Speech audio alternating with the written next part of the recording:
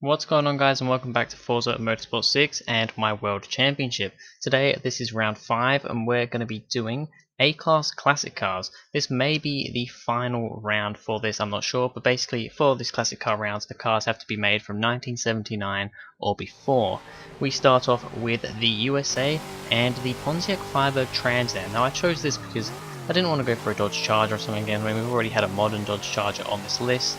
We've already had some Fords, we've already had Chevrolet, so I thought, I saw this and I thought, you know what, the Pontiac Firebird Trans Am, it's a pretty nice car, 1977, so it is within the time frame, I suppose you could say, so I thought, why not? And I mean, considering this was the first car I drove, it was really good. By the way, I am driving around the Le Mans Bugatti Circuit. I chose the Bugatti Circuit because it was a fairly short but technical circuit. I didn't want to do the full layout because, well, the full layout is a very fast layout, but it takes a long time to get around it, so I went for the Bugatti layout. And I mean, the Pontiac was actually really good.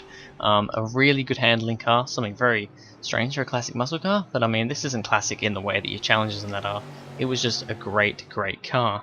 Next up was Italy and the Ferrari Dino 246 GT. Now this is quite a legendary Ferrari, one of the cheapest Ferraris, if not the cheapest Ferrari I think in the game, which is pretty interesting. I mean, it's an alright car. It didn't seem to have too much speed about it. I mean, cornering in that was pretty decent. Of course, it's quite an old car. I believe 1969, if I'm not wrong. Something like that anyway, a fairly old car, but it wasn't too bad. I've driven the Ferrari Dino in plenty of other games. I mean, I've driven it in, I'm pretty sure I've driven it in this game before. I've driven it in Gran Turismo 6, I may have even driven it in Forza Horizon 3, some other games as well. So you know, it's a car that I am very familiar with, and all round it was okay. I mean, it didn't feel particularly quick. However, it was fairly fun to drive, and you know, quite nostalgic driving a classic Ferrari around. What else can I say? Next up we had Germany, and I decided to go for the Opel Kadett C GTE.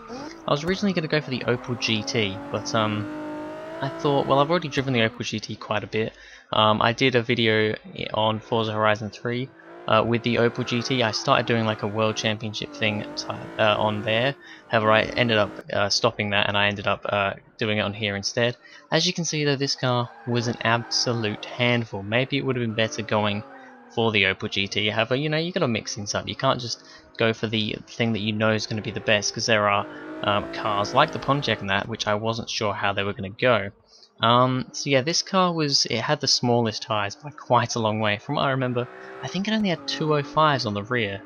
Those are really small tyres. So yeah, it was quite twitchy.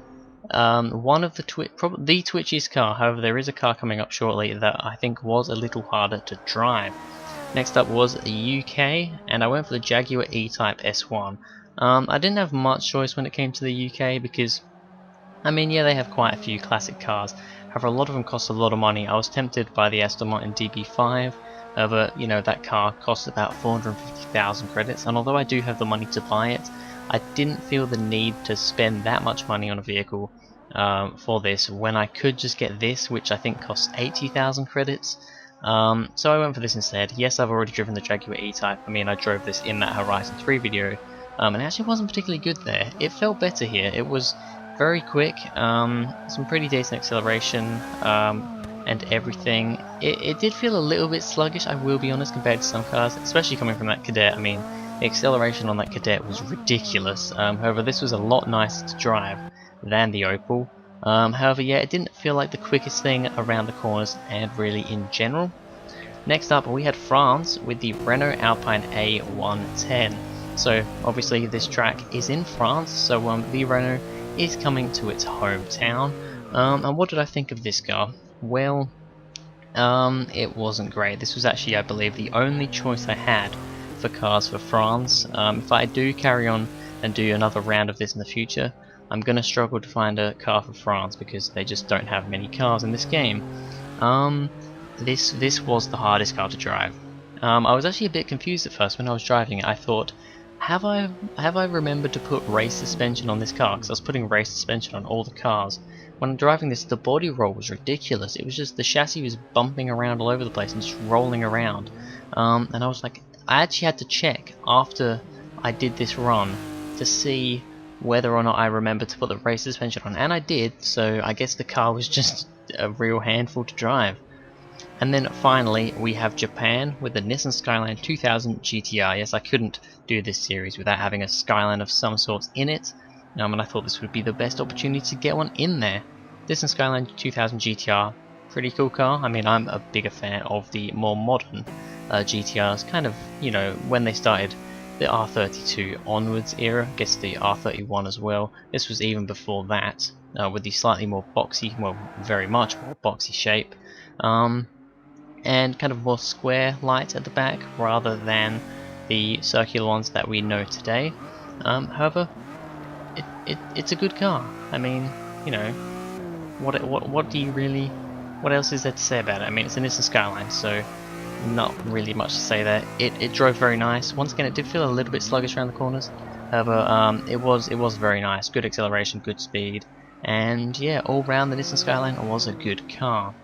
So we go to the times, and the Pontiac Firebird actually comes out in first place, despite it being the first car that I ran, which is actually a new thing for the series, with a 153.051. The Nissan Skyline comes in second with a 153.145. The Jaguar E-Type in third with a 53.407. Then we have the Opel Kadett in fourth with a 54.268. The Ferrari Dino in fifth with a 54.502, and then the Renault Alpine at the back with a 56.636. That Renault was just, it was far too hard to drive. I mean, the Opel Kadett was twitchy, that Renault was just bumpy and rolly and just not very good in general on the suspension. So we go to the standings at the end of this round, possibly for the end of the series. I may do one more round, I'm not sure. But at this point in time, we have USA in first place with 77 points.